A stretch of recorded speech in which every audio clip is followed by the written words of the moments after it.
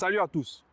Maintenant que le camp Sidi Diallo, Sori Diabaté a enfin réussi à prendre en otage notre fédération ivoirienne de football, nous allons faire cette interview de la semaine en posant des questions à Frank Hent pour qu'il nous éclaire sur la situation, sur ce qui se passe actuellement. Nous allons maintenant commencer.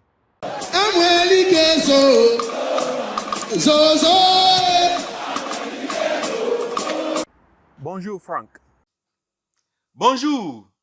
Il y a beaucoup de choses qui se sont passées cette semaine.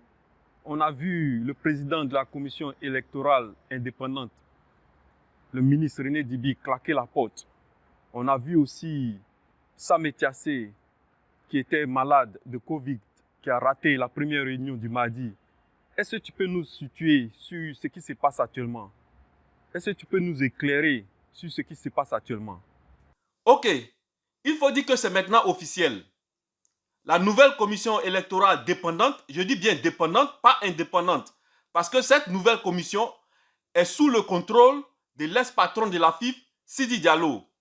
Cette commission électorale illégale a rejeté la candidature de notre légende Didier Drogba.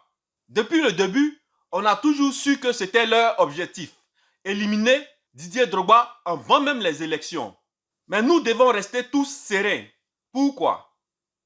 Parce que notre légende Didier Drogba lui-même est serein. Regardez. Il est serein, serein comme Serena Williams.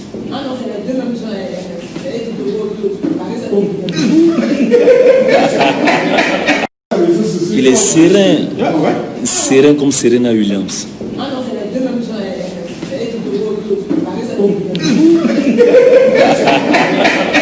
Aujourd'hui, Sidi Diallo pense que la FIF est le champ des palmiers de sa famille.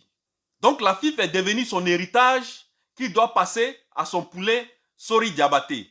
Ok, maintenant je vais vous dire ce qui s'est passé depuis le début de cette semaine.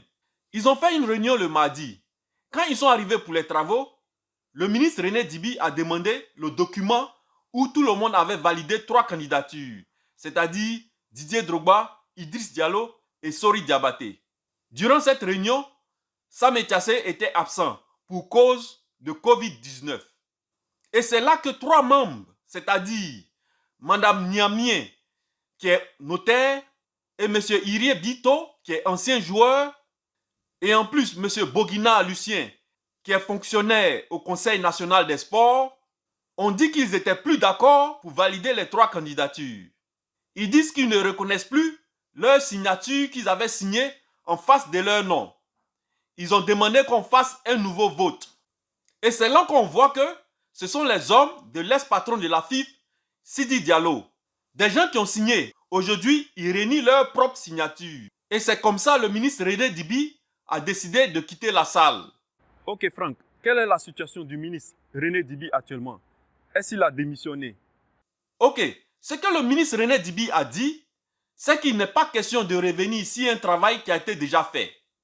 Il les a même expliqué que, en tant que président, il a déjà signé le document et il ne se voit pas en capacité de renier sa propre signature.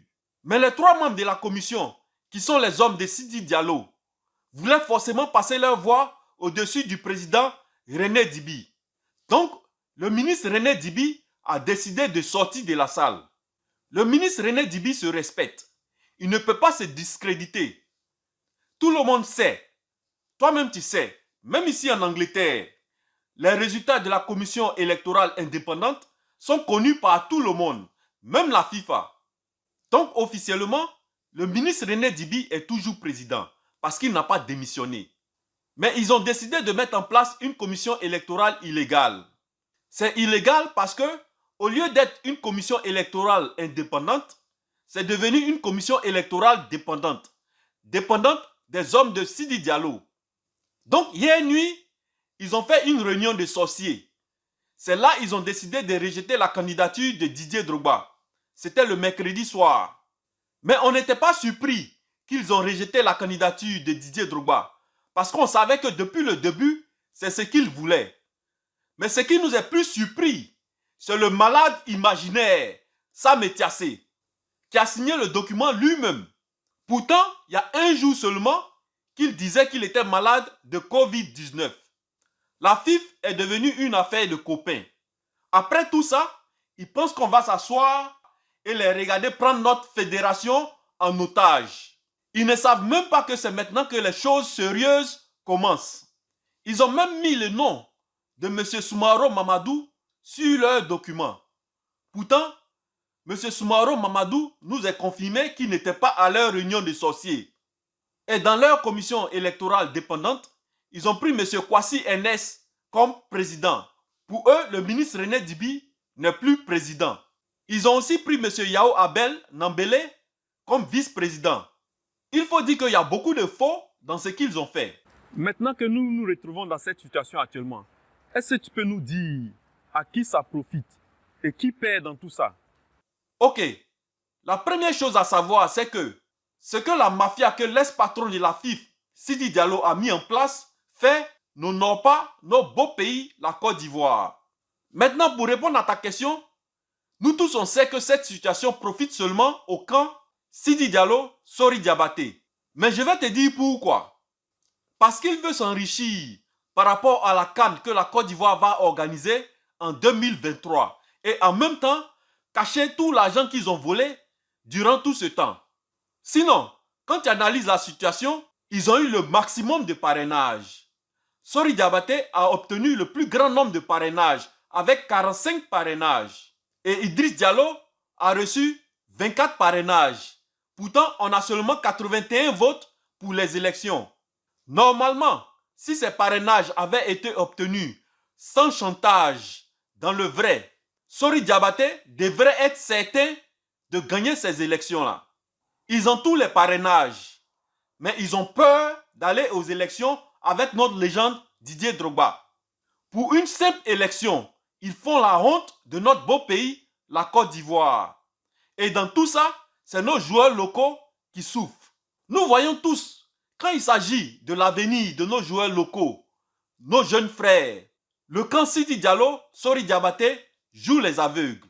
Ils font tout ça parce qu'ils ne savent pas qu'il y a un proverbe chez nous qui dit que quand tu marches avec un aveugle, marche sur son pied de temps en temps pour qu'il sente ta présence.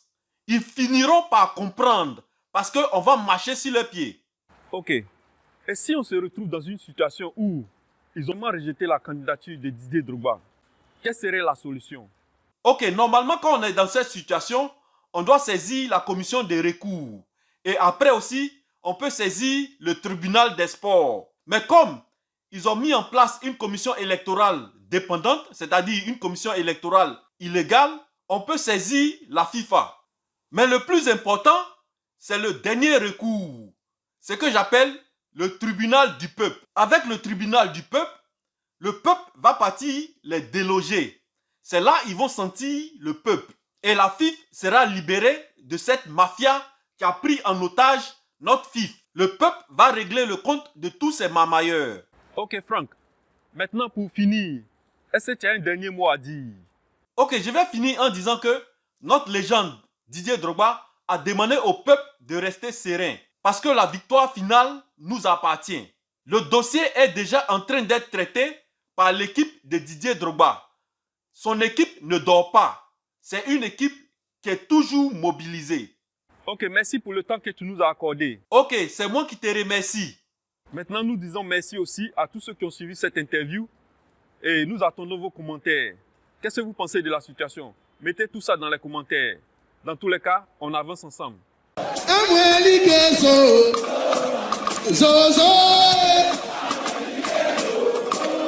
Ce qu'ils ont commencé là, est-ce qu'ils peuvent terminer? Ce qu'ils ont commencé là, est-ce qu'ils peuvent terminer? C'était le 4 septembre, ici à Abidjan. On nous a gagné, on dit on est éliminé. Oh. Ce qu'ils ont oublié, c'est la Côte d'Ivoire. Découragement n'est pas ivoirien. Oh. De la force soudaine, ballon fini, oh, penalty à Yaoundé.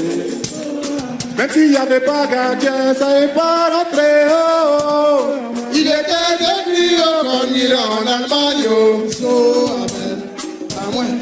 À moins, l'Ikezo. oh, à moins, oh.